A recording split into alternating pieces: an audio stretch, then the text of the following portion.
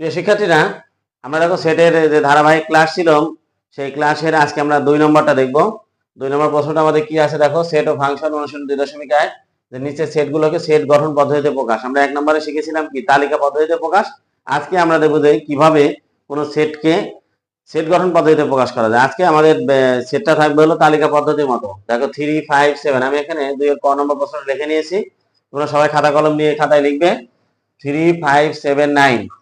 তাহলে সর্বপ্রথম আমাদেরকে দেখতে হবে যে এখানে যে সেটের উল্লেখিত উপাদানগুলো আছে এই উপাদানগুলো মূলত আমাদের কোন সেটের সদস্য, এন সেটের না জেড সেটের। এন হলো কি সকল স্বাভাবিক সংখ্যার সেট আর জেড হলো সকল পূর্ণ সংখ্যার সেট।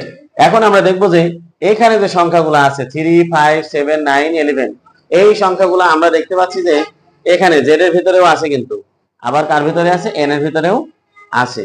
তবে আমাদেরকে যদি কোনো সংখ্যা এন এর ভিতরে থাকে তাহলে সেটাকে আমরা জেড এর ভিতরে আর আনবো না।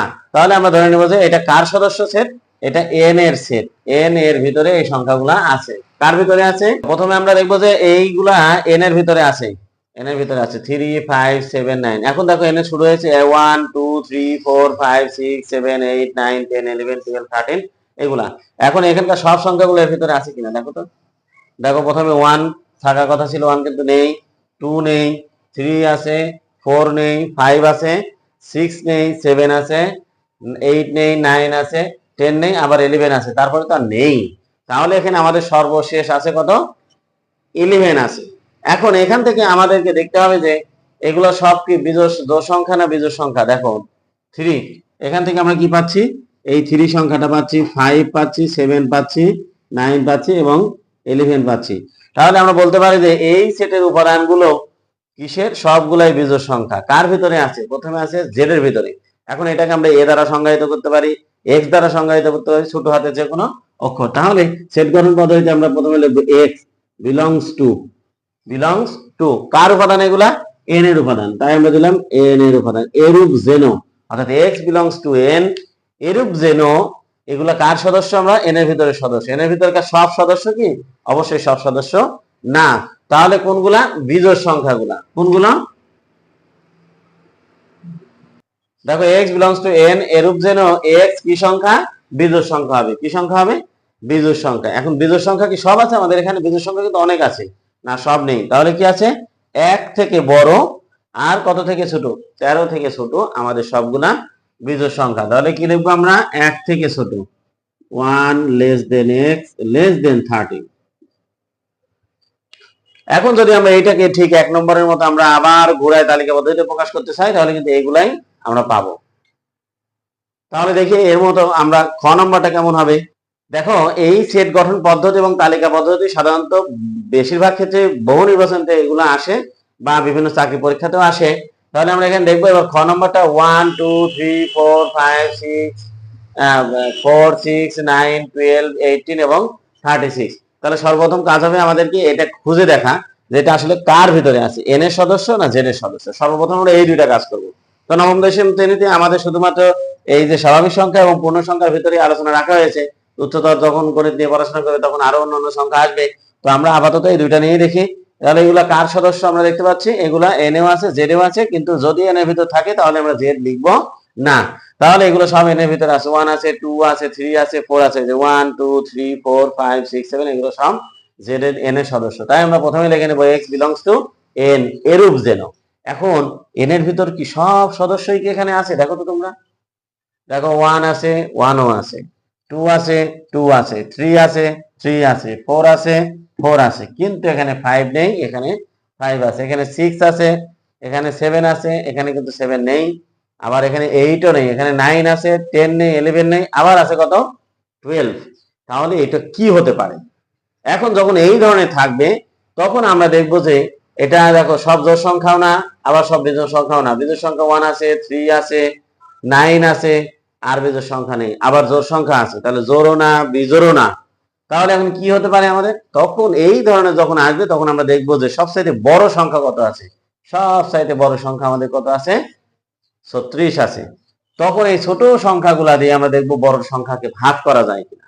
দেখো 1 দিয়ে তো অবশ্যই 36 কে, যে কোনো সংখ্যাকেই ভাগ করা যায়, তো 36 কেও যাবে। 2 দিয়ে ভাগ করলে কত হবে, 18 হবে।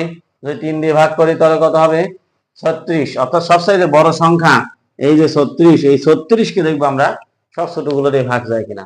দেখো 1 দিয়ে যাবে, 2 দিয়ে, 3 দিয়ে, 4, 4 নং কত 36, 6 6 36, 3 নং 4 নং 36, 3 12 36, 18 দোকানে 36, আবার 36 এখানে 36। যখন এই রকম হবে তখন আমরা বলবো যে সবচাইতে যে বড় সংখ্যাটাকে ভাগ গেল এগুলা ওই সংখ্যার ভিতরে আছে বা ওই সংখ্যাকে ভাঙলে পাবো, তখন তাকে আমরা বলছি যে গুণনীয়ক। কার গুণনীয়ক হবে? ওই যে সংখ্যাটাকে আমরা ভাগ করেছি। কোন সংখ্যাকে ভাগ করেছি আমরা? 36 সংখ্যাটাকে আমরা ভাগ করেছি। তাহলে সর্বপ্রথম আমরা কি পেলাম? সর্বপ্রথম আমরা পেলাম x বিলংস টু n, এটা তো পেলাম। তারপরে x কি? x হবে 36 এর গুণনীয়ক, গুণনীয়ক এটা এইটুকুই হবে, এটার আর কোনো প্রয়োজন নেই। আমাদের গ নম্বর প্রশ্নটা কি আছে? গ নম্বর প্রশ্ন আছে 4 8 12 16 20 24 28 32 36 এবং 40।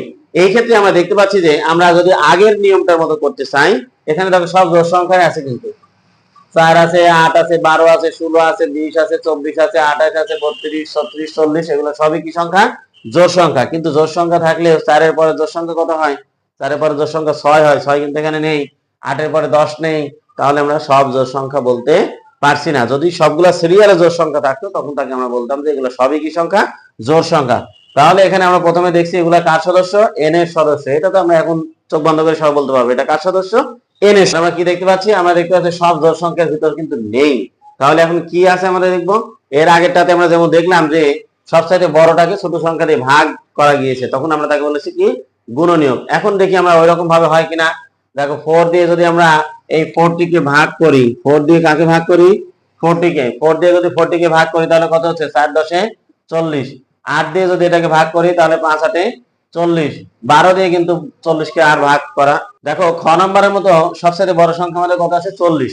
কিন্তু এই 40 কে আমরা দেখবো সকল ছোট ছোট সংখ্যাগুলো দিয়ে 40 কে ভাগ করা যায় কিনা, বা আরো অন্যান্য যে উপাদান আছে। দেখো 4 দিয়ে যদি আমরা 40 কে ভাগ করতে চাই তাহলে 4 10 40, এটা তো ভাগফল মিলে গেল। এইটাতে 5 8 40, কিন্তু 12 দিয়ে কিন্তু 40 কে আবার ভাগ করা যায় না, নিঃশেষে ভাগ করা যায় না। 16 দিয়েও দেখো 40 কে নিঃশেষে ভাগ করা যায় না। তাহলে আমরা আগের মতো বলতে পারছি না যে এটা হলো কার গুণনীয়ক? 40 এর গুণনীয়ক। তাহলে গুণনীয়ক যদি না হয়, আবার সব জোড় সংখ্যাও যদি না হয়, তাহলে কি হতে পারে? তখন আমরা চিন্তা করবো সবচাইতে ছোট যে সংখ্যাটা থাকবে, সবচাইতে ছোট আমাদের কোন সংখ্যা আছে? দেখো সবচাইতে ছোট দেখো আমাদের 4 আছে। তখন আমরা 4 এর ঘরের নামটা যদি পড়ে যাই, দেখো 4 1 4, 4 2 কত হবে? 4 2 8, 3 4 12, 4 4 16, 4 5 20, 4 6 24, 4 7 28, তারপরে 4 8 32, 4 9 36, 4 10 40। এখন তোমরা চিন্তা করো যে 4 এর গুণনীয়ক, 4 এর গুণিতক কিন্তু মিলে গেছে, 4 এর নামটা মিলে গিয়েছে। এখন 4 এর নামটা কি 40 পর্যন্ত শেষ, না আরো আছে? তোমরা কি জানো এটা? হ্যাঁ, 4 11 কত হবে? 44, 4 12 48, 4 13 52, 4 14 56, এইরকম ভাবে আরো অসংখ্য চলে যাবে। 4 এর গুণিতক কখনো শেষ হবে না। তাহলে আমরা এগুলা প্রথমে কার সদস্য লিখবো? দেখো x বিলংস টু n, এরূপ যেন। তাহলে কি লিখবো আমরা? প্রথমে কি পেলাম আমরা? x কার গুণিতক? 4 এর গুণিতক, 4 এর গুণিতক। এখন 4 এর গুণিতক কি আমরা সবগুলো পেয়েছি? দেখো তো তোমরা, 4 এর গুণিতক কি আমরা সবগুলো পেয়েছি? না, 4 এর গুণিতক তো আরো আছে, 40 এর পরে 44 আছে, এরকম। তাহলে আমরা কত পর্যন্ত নিয়েছি? 40 পর্যন্ত এখানে আসি। তাহলে আমরা এখানে দেবো x লেস দেন ইকুয়াল 40, অর্থাৎ 40 এর সমান বা 40 অপেক্ষা ছোট 4 এর যে গুণিতক গুলো আছে শুধুমাত্র সেইগুলাই এই সেটের মধ্যে বিদ্যমান আছে। তো ঠিক আছে, আমরা পরের প্রশ্নটা দেখুন। আমাদের এই যে সেটটা, ঘ নম্বর সেটটা, দেখো প্লাস এবং মাইনাস দুটো একসঙ্গে আছে। তাহলে প্লাস মাইনাস কত আছে? 4 আছে। প্লাস মাইনাস কত আছে? 5। প্লাস মাইনাস কত আছে? 6 আছে। এই সেটটাকে আমরা যদি একটু বড় করে ভেঙে নিই, বা আমাদের বোঝার সুবিধার জন্য যদি আমরা বড় করে, দেখো কি হবে? -6 হবে, -5 হবে, -4 হবে। এই যে -6 -4 -5 -4, তারপর প্লাসের দিকে যদি যাই 4 5 6 হবে। তাহলে এইটাকে আমরা একটু ভেঙে নিলাম, ভেঙে নিলে এইরকম হয়েছে। এখন আমরা এই যে সংখ্যাগুলো এখন পরিষ্কার ভাবে সবাই বুঝতে পারছি যে এই সংখ্যাগুলো আসলে আমাদের n এর ভিতরে আছে কিনা সর্বপ্রথম আমরা দেখবো। দেখো n এর ভিতরে মাইনাস কোন সংখ্যা বা ঋণাত্মক কোন সংখ্যা আছে কিনা? না, এখানে ঋণাত্মক কোন সংখ্যা নেই। তাহলে এগুলো সবাই n এর সদস্য না। যদি সবাই n এর সদস্য না হয় তখন আমরা দেখবো z এর ভিতরে আছে কিনা। দেখো z এর ভিতরে এই সংখ্যাগুলো আছে কিনা।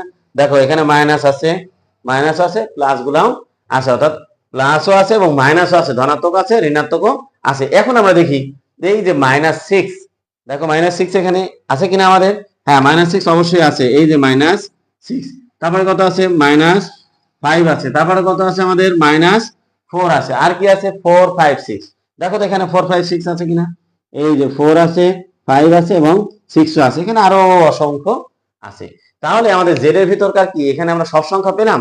দেখো জেড এর ভিতর কিন্তু আমরা সব সংখ্যা পাইনি, শুধু মাইনাসের ভিতরে, ঋণাত্মকের ভিতরে আমরা এই তিনটা পেয়েছি, আর ধনাত্মকের ভিতরে এই তিনটা পেয়েছি। মাঝখানে এই সংখ্যাগুলোও নেই, শেষেও নেই, আবার প্রথম দিকেও নেই। তাহলে আমরা এইটাকে এখানে শর্তযুক্ত এমন ভাবে দেব যাতে শুধুমাত্র এই সংখ্যাগুলোই পাওয়া যায়, অন্য কোনো সংখ্যা পাওয়া না যায়। তাহলে এগুলো কার সদস্য? এক্স বিলংস টু কি হবে? জেড, এরূপ জেনো, এরূপ জেনো। কোনগুলো হবে? প্রথমে আমরা জানি যে মাইনাস গুলো আগে লিখতে হবে, তাহলে আমরা এখান থেকে এইখানে যাব। তাহলে -6 less than equal x less than equal -4, -4।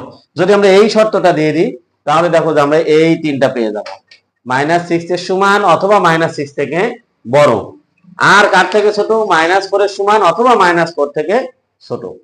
আবার তাহলে আমরা এই তিনটা তো পেলাম, এখন এই তিনটার জন্য আবার আরেকটা শর্ত দিতে হবে আমাদের। সেই শর্তটা কি দেব আমরা? 4 এর সমান বা 4 থেকে বড়। কার সমান? 4 এর সমান বা 4 থেকে বড়। এবং কি আছে দেখো? 6 এর সমান বা 6 থেকে ছোট। তাহলে লেস দেন ইকুয়াল 6। শিক্ষার্থীরা তোমরা কিন্তু এই অঙ্কগুলো সবাই খাতায় লিখবে এবং এগুলো বহু নির্বাচনতে অবশ্যই থাকবে। তো সবাইকে ধন্যবাদ। আমরা পরবর্তী অংশ আগামী ক্লাসে আলোচনা করব।